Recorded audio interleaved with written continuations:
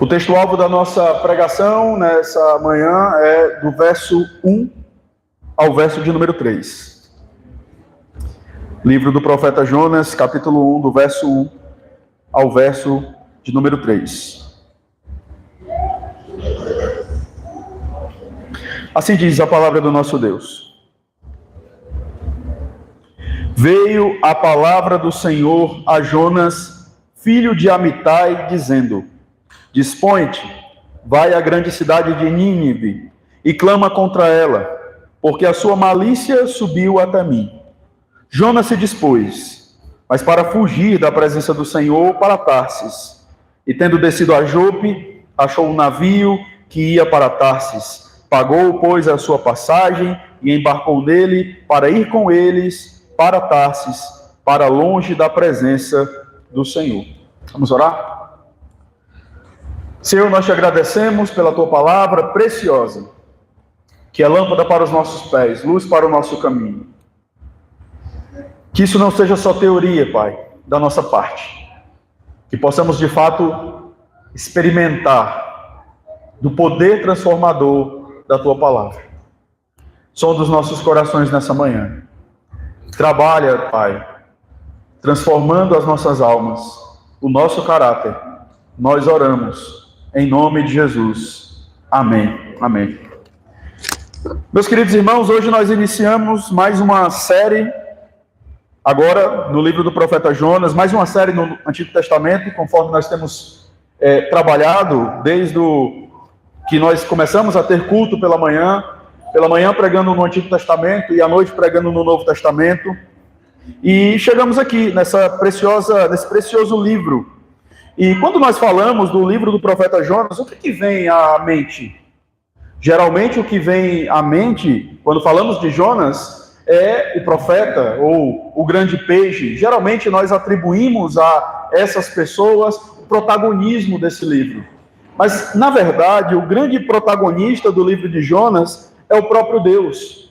E isso não é porque eu quero aqui forçadamente dar um enfoque na pessoa do Senhor. É porque, de fato, o livro, se você ler os 4 capítulos, você vai perceber o tempo inteiro o Senhor demonstrando a sua soberania, a sua misericórdia, a sua providência ao governar absolutamente todas as coisas de forma que a sua vontade aconteça. Ele alcança um povo rebelde, mas não apenas isso. Ele trata o coração de um profeta rebelde que não quer fazer a sua vontade. O grande protagonista, crianças, o grande protagonista, o grande personagem do livro de Jonas não é o grande peixe. Não é nem o profeta Jonas. Eles aparecem, eles são úteis para entendermos a história, mas é o próprio Deus. É o próprio Deus que alcança de forma misericordiosa um povo perverso. Nesse momento inicial, como é a nossa primeira pregação no livro de Jonas, eu vou precisar trazer algumas informações preliminares. A autoria, tradicionalmente, ela é atribuída ao próprio profeta Jonas, mas existe uma divergência nesse ponto. Algumas pessoas vão dizer que o autor do livro do profeta Jonas é um autor anônimo. O que nós sabemos com toda a convicção é que esse livro ele foi inspirado pelo Espírito Santo. Então nós vamos focar aqui mais no personagem nesse primeiro momento. Jonas, ele é um personagem a quem são atribuídas poucas informações na Escritura. Na verdade, a única informação que você vai ter do profeta Jonas, tirando o livro de Jonas, está lá em 2 Reis, no capítulo 14, no verso 25. A palavra de Deus diz o seguinte: Restabeleceu ele os limites de Israel, desde a entrada de Amate até ao mar da planície, segundo a palavra do Senhor, Deus de Israel, a qual falara por intermédio do seu servo Jonas, filho de Amitai, o profeta, o qual era de Gat-Éfer. O lar do profeta Jonas, o seu domicílio ficava em Gat-Éfer, que está em Zebulon, ao norte de Nazaré, na Galileia. E é interessante nós percebemos, lá em João capítulo 7, versículo 52, que os opositores de Jesus, eles dizem que não havia profeta ali na região da Galileia, o que demonstra uma certa ignorância em relação à história. Jonas, ele profetiza no mesmo período do rei Jeroboão II, no século 8. E o seu nome, o nome Jonas, significa a palavra pomba. E essa ave, ela tem um simbolismo interessante relativo a uma ave que entrega uma mensagem. É um simbolismo, tá? Não é algo que a gente vai se prender aqui e extrair lições para nós, mas é curioso você perceber que Jonas tem esse significado e que Amitai significa a minha verdade. Veja que o pai de Jonas era Amitai, a minha verdade. Então Jonas, ele recebe a palavra de Deus e como filho da verdade, ele deve levar essa verdade ao povo que Deus estabeleceu. O esboço desse livro é muito simples. No capítulo 1, você vai perceber que ele recebe o comissionamento, mas ele foge. Ele não quer fazer a vontade de Deus. E ainda no capítulo 1, você percebe, no versículo 17, Deus soberanamente deparando um grande peixe para engolir o profeta Jonas. Nós não vamos entrar nesse aspecto hoje, eu vou falar sobre isso daqui a 3 pregações, mas o que é interessante em relação a esse peixe é que a Bíblia não diz que era uma baleia, a Escritura não fala, e não podemos descartar o fato de que Deus pode ter preparado um peixe especificamente para isso, e esse peixe não existir mais. Então, o que ressalta aqui não é se era uma baleia, qual era o tipo de baleia, ou que peixe era, mas é a soberania de Deus movendo céus e terra para trazer o seu profeta para que a sua vontade seja estabelecida. Então, no capítulo 1 nós vemos isso. No capítulo 2, nós vemos o profeta orando dentro do ventre do peixe. No capítulo 3, Deus comissiona mais uma vez o profeta e ele então vai a Nínive pregar a palavra que Deus havia estabelecido e há uma conversão em massa daquela cidade. No capítulo 4, o que nós vamos perceber é o desgosto, o descontentamento do profeta ao perceber a misericórdia de Deus sendo exercida numa nação, ou melhor, num povo que não pertencia até então ao povo da aliança. Se nós podemos destacar aqui um texto-chave, é o texto de Jonas capítulo 4, versículo 11. Abre aí, por favor, Jonas 4, versículo 11, que diz assim: E não hei eu de ter compaixão da grande cidade de Nínive, em que há mais de 120.000 pessoas que não sabem discernir entre a mão direita e a mão esquerda, e também muitos animais. Então esse texto ele pode ser um texto-chave para nós, que de certa forma aponta para todo o enredo, tudo aquilo que acontece nesse livro.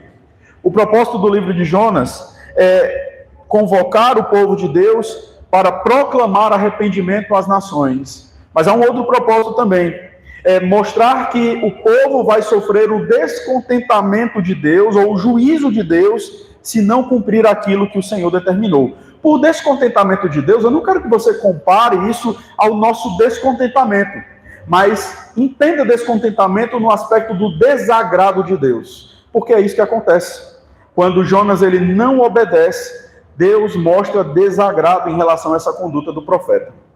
O propósito também é mostrar que Deus tem prazer no exercício da sua misericórdia, mesmo diante de um povo cruel.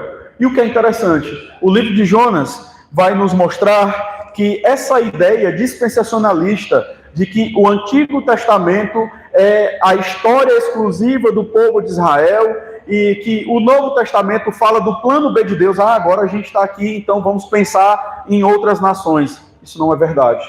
A verdade, desde o Antigo Testamento, nós percebemos Deus alcançando pessoas que estavam fora do limite de Israel. Nós vemos o caso de Raabe, nós vemos o caso de Jonas, que não apenas foca no alcance dos ninivitas. Se você olhar para o capítulo 1 com mais calma, você vai perceber que Deus alcança os marinheiros, que Deus alcança os tripulantes do navio que ele estava ali, ou seja, pessoas de fora, pessoas que não faziam parte ali do contexto de Israel.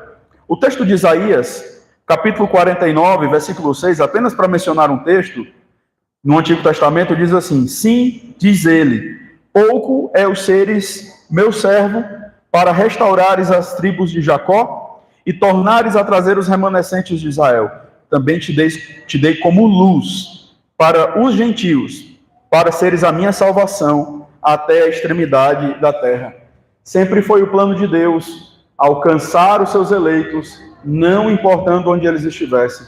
Se você lembrar do texto de Gênesis capítulo 12, versículo 3, abençoarei os que te abençoarem e amaldiçoarei os que te amaldiçoarem, em ti serão benditas todas as famílias da terra.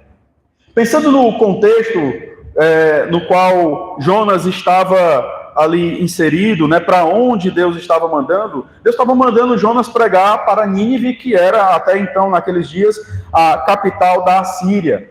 A Assíria era uma nação declaradamente inimiga do povo de Deus. Ela foi responsável pela destruição de Samaria no ano 721, pela humilhação de Jerusalém em 701 e pela pobreza geral na vida de Judá em todo o reinado de Manassés. Mas que qualquer outra nação, a Síria, ela era responsável pelo assédio e pela exploração, não apenas de Judá, como de todo Israel.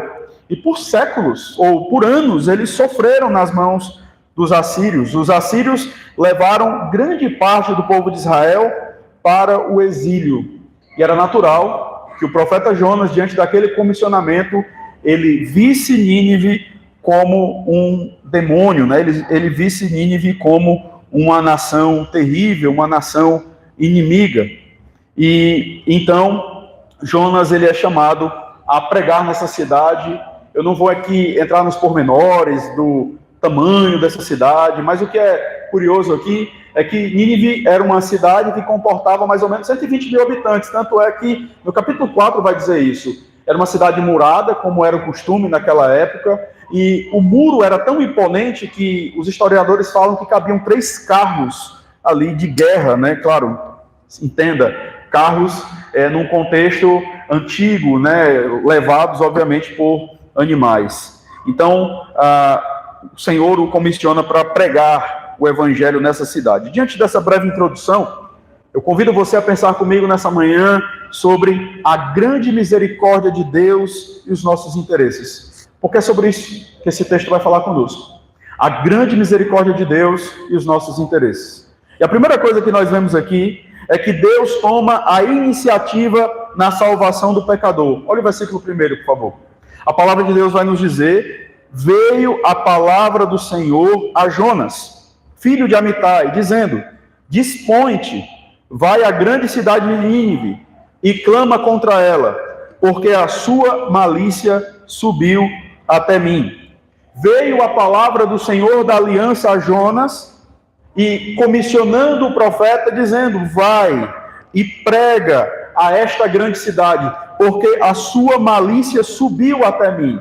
Essa expressão que nós temos aqui, porque a sua malícia subiu até mim, traz a ideia de que eles estavam vivendo de forma tão degenerada, tão perversa, tão abertamente promíscua, que isso subiu até o Senhor. Não que Deus não veja os pecados relativamente menores. Pecados são pecados, ok? Mas a situação era gritante. Era algo de fato escandaloso. E isso já estava ali, como no contexto de Sodoma e Gomorra, já estava algo flagrantemente ali escancarado, né? Então, Deus comissiona Jonas para pregar nessa região. A política assíria, ela não permitia, irmãos, na conquista dos povos, nenhuma compaixão. Nenhuma compaixão. É interessante nós trazermos aqui para vocês algumas situações que eram comuns no contexto dos ninivitas quando eles conquistavam, ou no contexto assírio, quando eles conquistavam a nação inimiga. E você vai então dizer: mas pastor, isso é muito forte, isso é muito pesado. Mas você precisa perceber a maldade daquelas pessoas para que você possa perceber a grandiosa graça de Deus na vida daquelas pessoas. Quando eles entravam numa nação inimiga, eles, num primeiro momento, saíam matando indiscriminadamente. Algumas pessoas eles deitavam ao chão e eles arrancavam a língua daquelas pessoas. Você consegue imaginar tamanha crueldade? Eles chegavam muitas vezes a tirar a pele daqueles a quem eles conquistavam. E chegavam também a praticar ali um empalamento. Eles espetavam a pessoa e colocavam essas pessoas em pontos estratégicos da cidade. Por que isso, pastor? Como forma de intimidação, como forma de mostrar, olha, se vocês não se renderem a nós. E a rendição não era apenas uma rendição no contexto militar, era uma rendição cultural. Eles chegavam e eles buscavam estabelecer ali a sua cultura, a sua religião. Então eles faziam todas essas coisas com o fim de causar tremendo medo e assim conquistar as pessoas não apenas numa situação de subjugar fisicamente, como subjugar psicologicamente também aquelas pessoas. É nesse contexto, meus queridos irmãos, que Deus envia o seu profeta para anunciar a verdade. Mais uma vez o verso 2, dispõe-te, vai à grande cidade de Nínive e clama contra ela, porque a sua malícia subiu até mim. O propósito de Deus nunca foi destruir Nínive, mas o propósito de Deus era alcançar aquela nação. E Jonas, que já tinha experimentado a misericórdia de Deus, ele resolve fugir. E a gente vai perceber daqui a pouco por quais razões ele então não quis ali fazer a vontade de Deus. Mas volta os seus olhos aí em 2 Reis, capítulo 14. Eu vou ler do versículo 23 ao versículo 27. 2 Reis 14.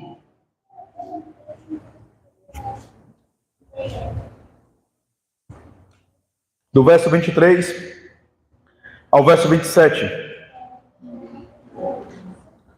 No 15º ano de Amazias, filho de Joás, rei de Judá, começou a reinar em Samaria Jeroboão, filho de Joás, rei de Israel. E reinou 41 anos. Fez o que era mal perante o Senhor. Jamais se apartou de nenhum dos pecados de Jeroboão, filho de Nebate, que fez pecar a Israel. Estabeleceu ele os limites de Israel, desde a entrada de Amate até ao mar da planície, segundo a palavra do Senhor, Deus de Israel, a qual falara por intermédio de seu servo Jonas, filho de Amitai, o profeta, o qual era de Gat-Efer. Porque viu o Senhor que a aflição de Israel era muito amarga, porque não havia nem escravo nem livre, nem quem socorresse a Israel. Ainda não falara o Senhor em apagar o nome de Israel de debaixo do céu, porém os livrou por intermédio de Jeroboão, filho de Jeoás. Perceba que, a despeito da maldade e incredulidade de Jeroboão II, Deus foi misericordioso com o seu povo. E Jonas foi usado para anunciar a misericórdia de Deus. E então, vendo o exercício da misericórdia de Deus, o que nós vamos perceber, e isso não é uma forçação de barra, é só você ver o capítulo 4, Jonas, ele sabia que Deus é Deus de misericórdia. E ele não queria que essa misericórdia fosse exercida sobre os ninivitas. E então agora ele estava ali. Deus estava dizendo para ele, vai agora e prega o que eu te disser. Aqui nós temos algumas aplicações importantes. Entenda, por aplicações, quando nós falamos de uma aplicação de pregação, nem sempre é algo que você tem que fazer. Muitas vezes é algo que você tem que pensar também. E diante disso, eu quero propor aqui aquilo que a Escritura traz, na verdade. Primeiro, Deus toma o primeiro passo na salvação dos pecadores. Essa é a primeira coisa que esse texto nos mostra. Eu sei que isso é um tanto óbvio diante daquilo que nós estamos vendo até agora, mas eu quero que você lembre, eu quero reforçar. O grande missionário das Escrituras não é Jonas. O grande missionário das Escrituras não é Paulo. O grande missionário da Bíblia é o próprio Deus. Não esqueça disso. É por isso que Paulo, ele vai dizer lá em 1 Coríntios 3:9, porque de Deus somos cooperadores, lavoura de Deus, edifício de Deus, sois vós. Deus começa a exercer o seu trabalho missionário já em Gênesis, quando Adão e Eva, eles pecam, e eles então têm a iniciativa de fugir da presença do Senhor, e a palavra de Deus fala que o Senhor vai na direção deles. Ele é o grande missionário das Escrituras. Ele é quem toma a iniciativa na missão. O que nos mostra, meus queridos irmãos, é que Deus não precisa de você e Ele não precisa de mim. Ele não precisa dessa igreja para exercer a sua vontade. Para nós é um privilégio. Você precisa entender isso. se você simplesmente não se colocar na condição de obediência ao Senhor para o cumprimento da missão, para o cumprimento de anunciar a vontade de Deus, o seu evangelho, Deus vai levantar outros. Deus não depende de nós. Ele toma o primeiro passo na salvação dos pecadores. A segunda lição que esse texto traz para nós, que nós vimos até aqui, é que Deus opera a sua misericórdia onde você menos espera. Menos espera. Vamos nos lembrar de um certo mentiroso que foi chamado por Deus para ser pai de uma grande nação. Estou falando aqui de Abraão. O que falarmos, por exemplo, de um homem egoísta e medroso, mas que foi comissionado por Deus para libertar o povo do Egito. Estou falando de Moisés. O que dizemos de Pedro, irmãos? Que negou a Cristo e mais tarde, pela misericórdia de Deus, pela graça de Deus, foi usado pelo Senhor para ser coluna, uma das colunas da igreja de Cristo. Lembremos aqui que Deus transformou um assassino, um perseguidor da igreja, em um missionário, em alguém que iria anunciar o seu evangelho. Certamente, quem se deparou com Paulo, e isso é interessante, porque quando Ananias recebe a ordem do Senhor para ir orar por Paulo, ele não queria ir, ele ficou com medo naquela situação, porque Paulo era terrível, mas Deus estava operando a sua misericórdia ali, e espantando Ananias, espantando no sentido assim, de deixar ele chocado. Meu querido irmão, esse texto nos mostra que não há nação, não há povo, não há cidade, não há indivíduo, por mais cruel que seja, que não possa ser alvo da misericórdia de Deus. Deus não classifica como nós classificamos. Deus não impõe limites como muitas vezes nós impomos. Deus pode salvar o pior pecador. Talvez você tenha limitado a ação de Deus a uma mera assimilação da nossa doutrina, da nossa teologia. Mas eu quero que você saiba, a salvação de Deus, ela pode ser exercida sobre o pior pecador. Não há ninguém, por mais comprometido que esteja com o pecado, que Deus não possa alcançar pela sua misericórdia. Precisamos lembrar disso. Precisamos nos lembrar. E isso nos leva a uma terceira aplicação. Creia que Deus pode salvar seus familiares e amigos. A despeito da condição deles. A despeito da condição do seu pai. A despeito das coisas que o seu pai já fez, a despeito das coisas que sua mãe já fez, a despeito das coisas que o seu tio, que a sua tia, que os seus avós, que os seus irmãos, que o seu filho, Deus pode alcançá-los. Deus pode salvá-los. Por isso, meu querido, não crer nisso é pecado. Não crer que Deus pode alcançar o seu familiar é incredulidade, e incredulidade é pecado, é quebra do primeiro mandamento. Eu tenho que crer nisso. Eu não estou dizendo que Deus fatalmente vai alcançar minha família. Deus vai fazer isso conforme a sua economia, conforme a sua soberana vontade. Mas o que eu preciso acreditar, e o que eu preciso acreditar que Deus pode salvar, melhor dizendo, e devo evitar a incredulidade. Não duvide do poder de Deus. Nunca duvide da misericórdia soberana de Deus. Ela não pode alcançar apenas os seus familiares, ela pode alcançar os seus amigos. Ela pode alcançar aquelas pessoas que cruzam o seu caminho. Ela pode alcançar o pior pecador. Ela nos alcançou. Estamos aqui hoje, pela sua muita misericórdia. Então, meu querido, creia que Deus pode salvar qualquer pessoa. Deus pode salvar qualquer pessoa. E devemos buscar ser uma agência, um instrumento de anunciar a sua verdade ao mundo. Devemos fazer isso. Devemos entender que como igreja do Senhor, nós fomos plantados aqui, nós fomos colocados aqui para proclamar a salvação. Eu vou falar um pouco mais sobre isso daqui a pouco. Nós então caminhamos, e nós então agora percebemos que Jonas, ao invés de fazer a vontade de Deus, ele busca os seus próprios interesses. Olha o versículo 3, por favor. Jonas se dispôs, mas para fugir da presença do Senhor, para Tarsis, e tendo descido a Jope, achou um navio que ia para Tarsis, Pagou, pois, a sua passagem e embarcou nele para ir com eles para Tarsis, para longe da presença do Senhor. Jonas era um profeta que exercia o seu ministério no Reino do Norte. O Reino do Norte era onde ficavam localizadas as 10 tribos de Israel. Depois daquela divisão ocasionada por Jeroboão, então, essas 10 tribos se concentravam ali no contexto de Israel. E Jonas, ele foi chamado por Deus para pregar o evangelho naquela região. E agora Deus estava chamando Jonas para ir numa direção diferente. E ao invés de obedecer ao Senhor, Jonas, ele tem uma conduta de total desobediência. Ele se dispõe, mas não é a vontade de Deus que ele quer fazer. A sua disposição é para fugir, inutilmente, fugir da presença do Senhor. Ele tem um plano. E o plano de Jonas é ir para Tarsis. Então a Bíblia fala que ele desce a Jope. Jope era uma região marítima. E lá ele então pega um barco rumo ao cumprimento do seu plano.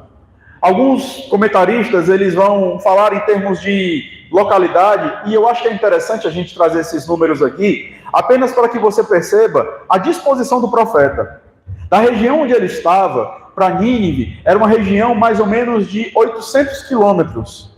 Mas ele resolve ir para uma região muito mais distante, Tarsis, que ficava mais ou menos a 3.200 quilômetros. Nínive é onde atualmente fica o Iraque. Era muito mais fácil ele se deslocar para Nínive.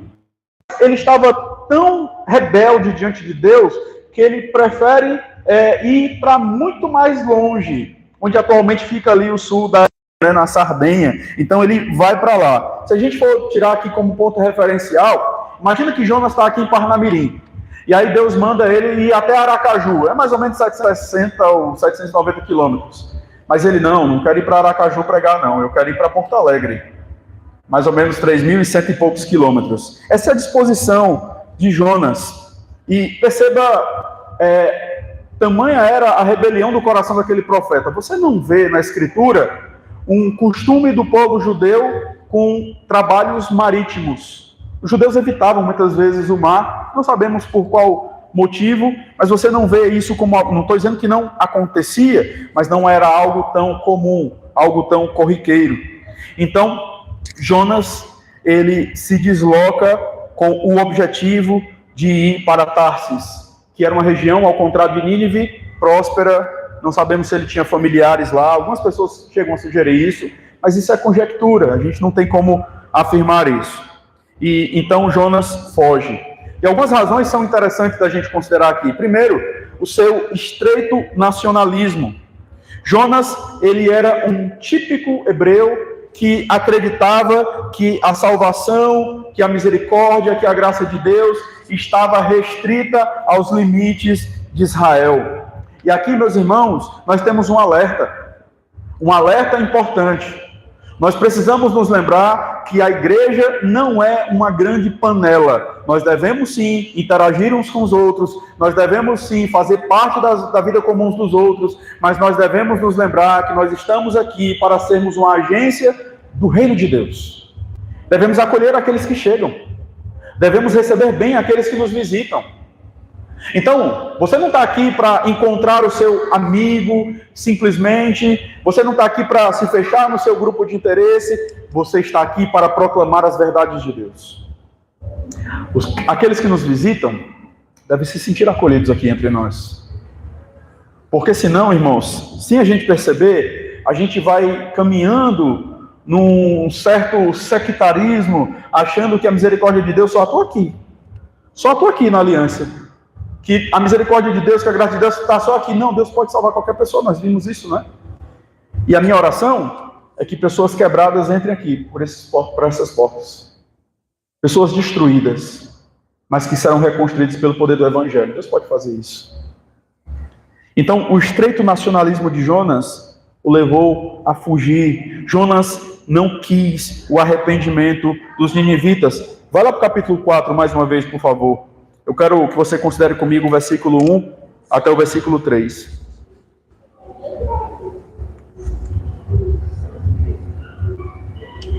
Com isso, com a salvação dos ninivitas, Desgostou-se Jonas extremamente e ficou irado.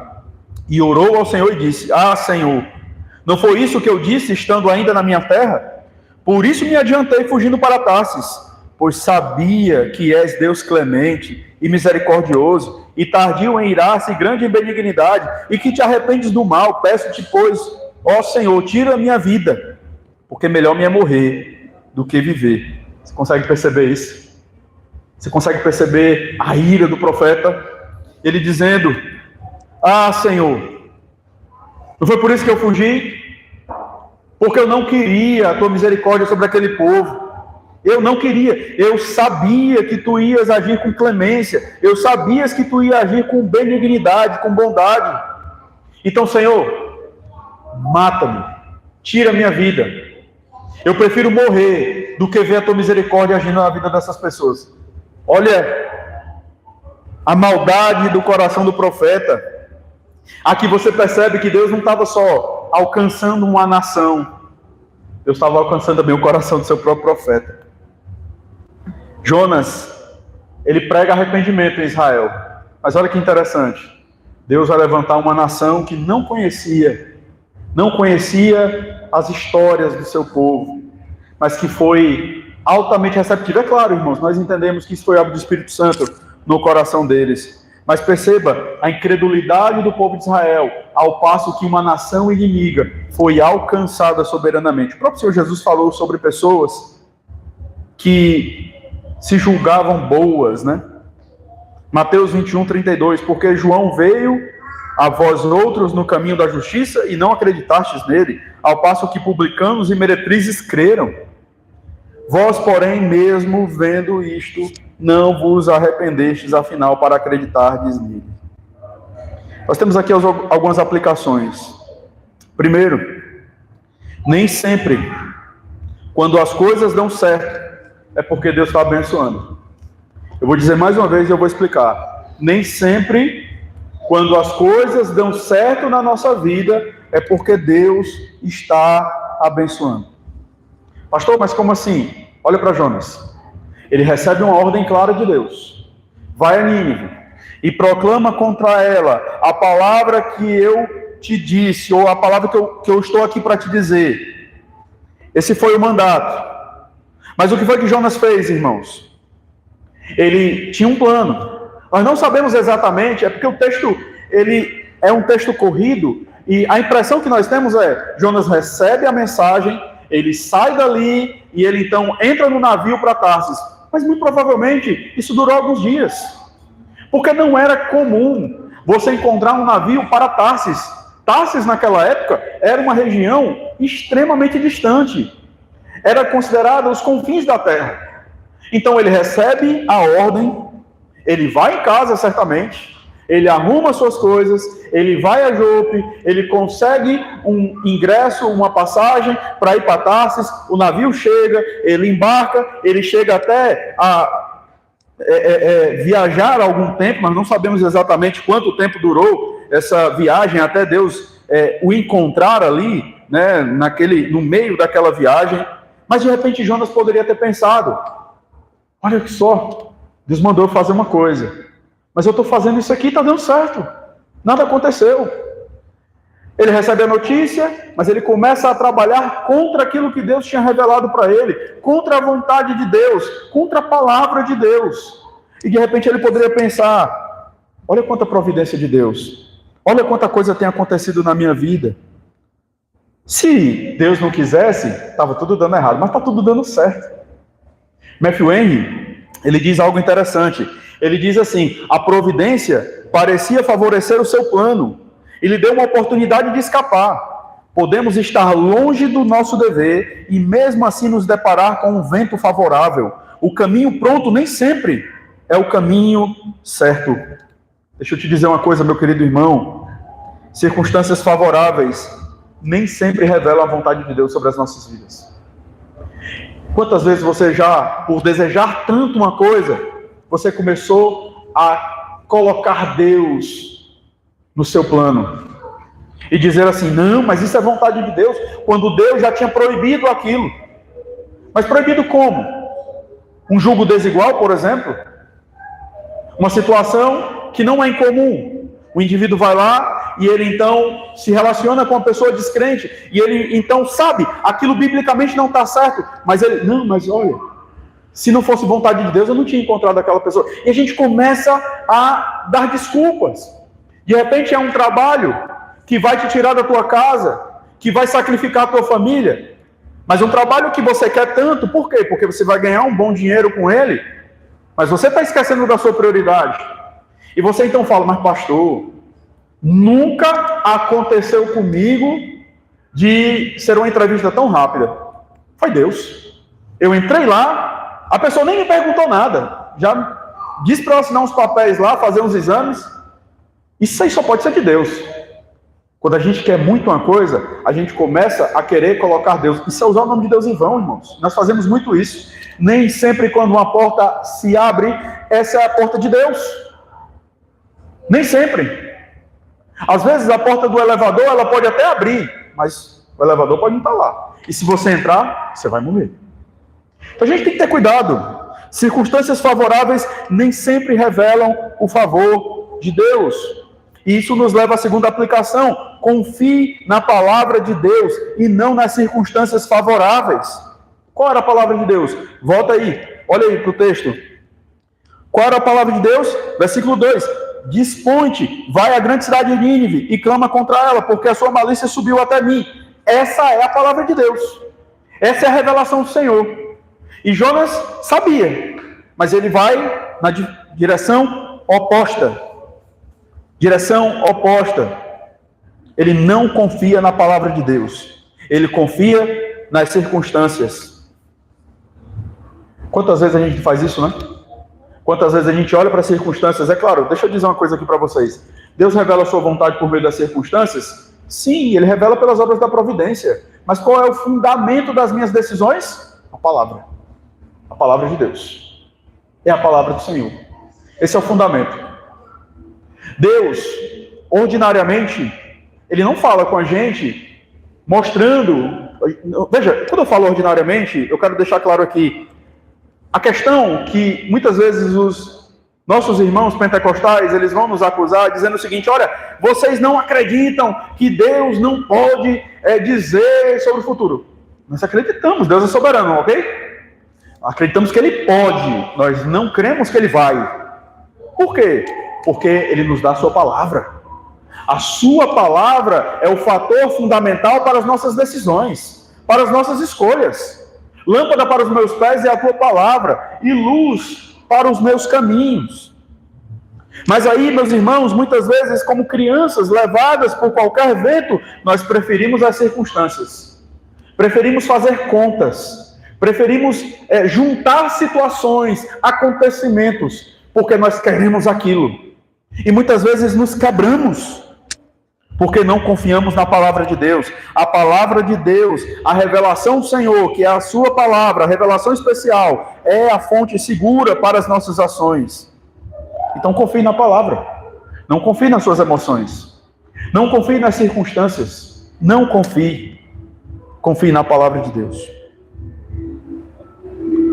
A terceira aplicação: dependa do Espírito Santo para executar a vontade de Deus revelada em sua palavra.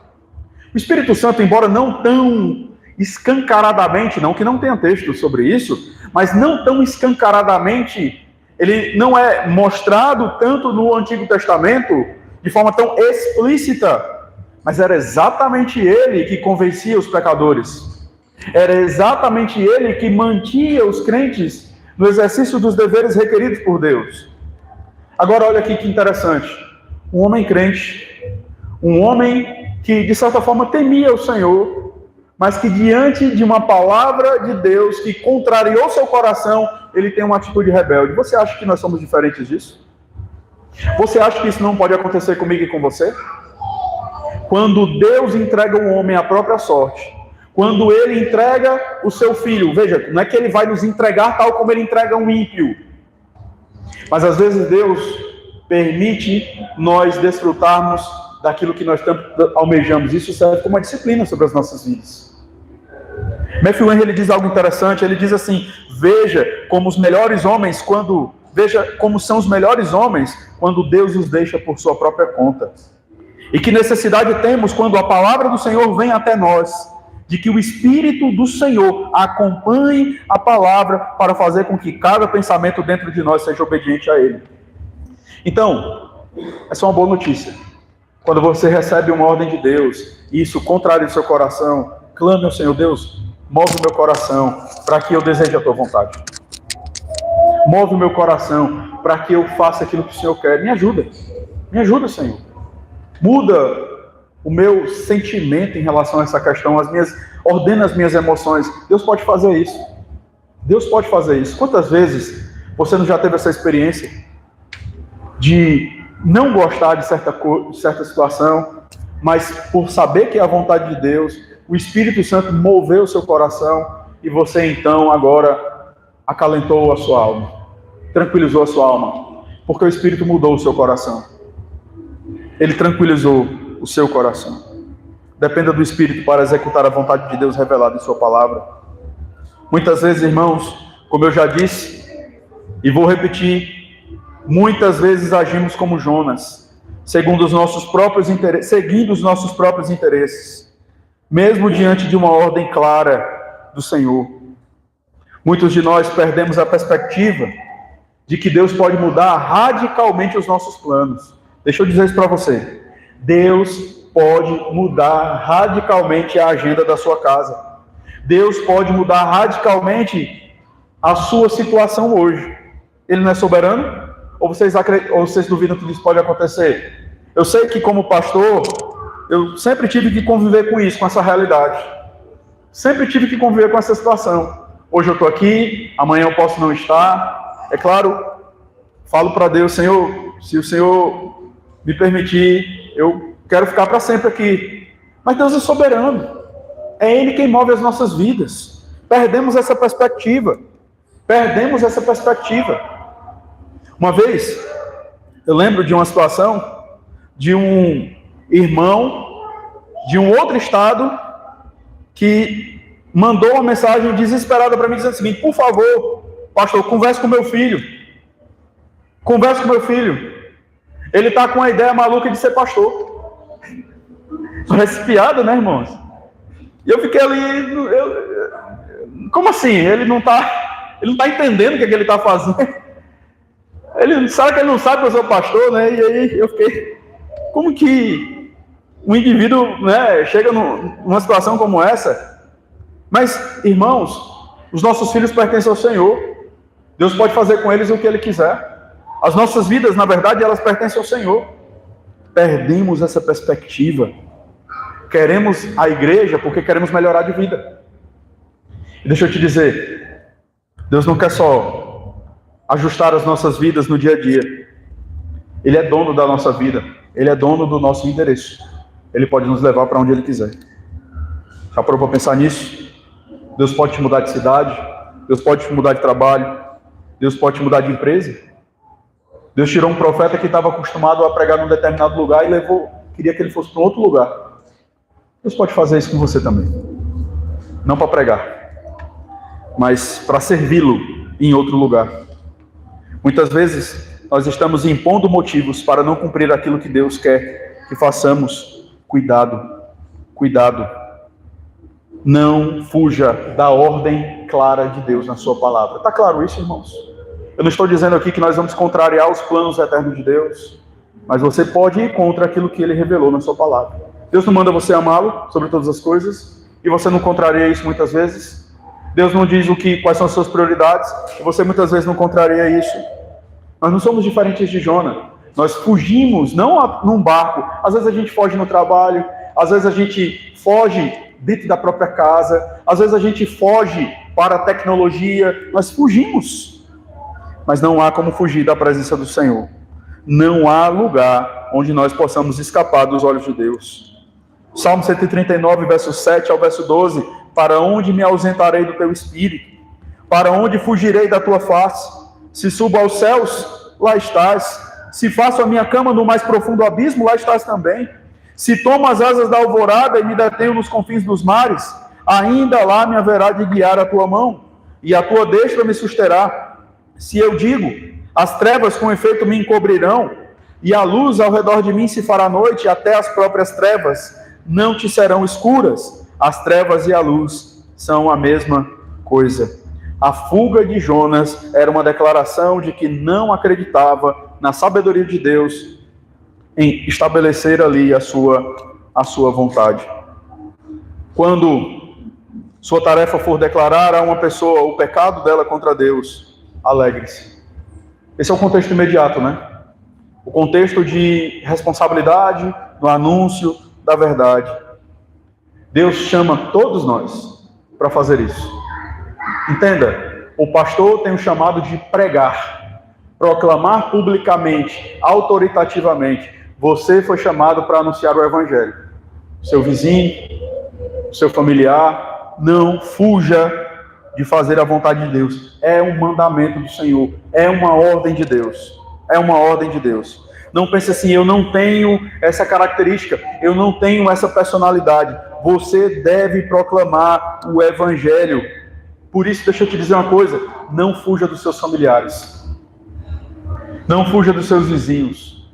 É claro, meus queridos irmãos, há circunstâncias em que proclamar não é possível.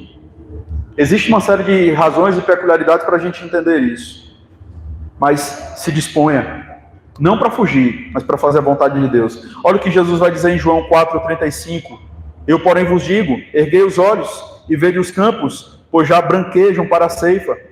Capítulo 9 de Mateus, verso 38. Rogai, pois, ao Senhor da seara que mande trabalhadores para a sua seara. E mais uma vez eu lembro, Deus tem poder para salvar os seus familiares, seus companheiros do trabalho, os seus crianças, os seus amiguinhos da escola, aqueles que fazem homeschooling, não tem nenhum problema em relação a isso aqui, aquelas crianças que cruzam o caminho de vocês, Deus pode salvar quem Ele quer. Anuncie o Evangelho e não se preocupe com o seu conforto. Nós não poderíamos, irmãos, encerrar essa primeira pregação sem voltar os nossos olhos para um profeta que foi muito maior do que o profeta Jonas. Nós vemos aqui um profeta que foge, porque ele não quer fazer a vontade de Deus. Antes, ele quer cumprir os seus próprios interesses. Cristo, ao contrário de Jonas, é o profeta que veio para cumprir os propósitos de Deus. Fazer a vontade do Senhor Deus. E louvado seja Deus por este profeta, que é muito maior do que esse profeta que nós estamos vendo aqui. Nós vemos aqui um profeta que não ama um povo perverso, mas que tinha sido escolhido por Deus.